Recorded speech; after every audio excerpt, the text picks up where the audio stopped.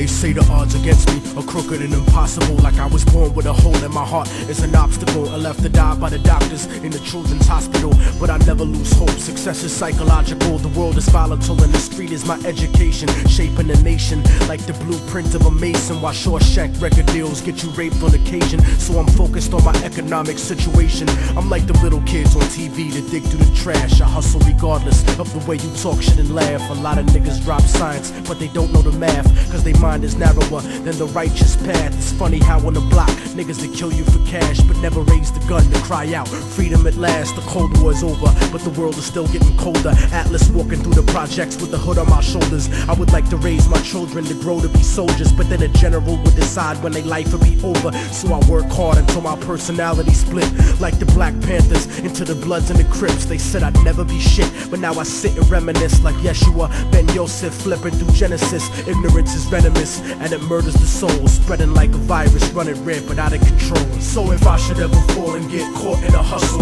let them know that I died while I fought in the struggle. From the hood rats to rich kids lost in a bubble, spray painted on the streets and in the subway tunnels. Write it down and remember that we never gave in. The mind of a child is where the revolution begins. So if the solution has never been to look in yourself, how is it that you expect to find it anywhere else? Immortal technique in the streets, back on the hustle, cause 3 strikes to get you life for stuffing cracks in a duffel. Upstate behind steel gates, attacked in a scuffle, razor blade stuck on the side of pencils hacked to your muscle. But the emptiness is what bleeds you to death when it cuts you, and it's the lawyers, not the inmates, scheming to fuck you, trying to fight the system from inside, eventually corrupts you. But that's what you get when you put a corporation above you, and it's the people that love you that seem to hurt you the most. Sometimes when they die, you find yourself cursing their ghost, but you make success, nobody delivers your fate. Sometimes you give and you take, since prehistoric vertebrates crawled out of the lakes. And that's the truth about life, more to do with the ghetto than your car rims and your ice. Cause even though we survived through the struggle that made us, we still look at ourselves through the eyes of people that hate us. But I'ma make it regardless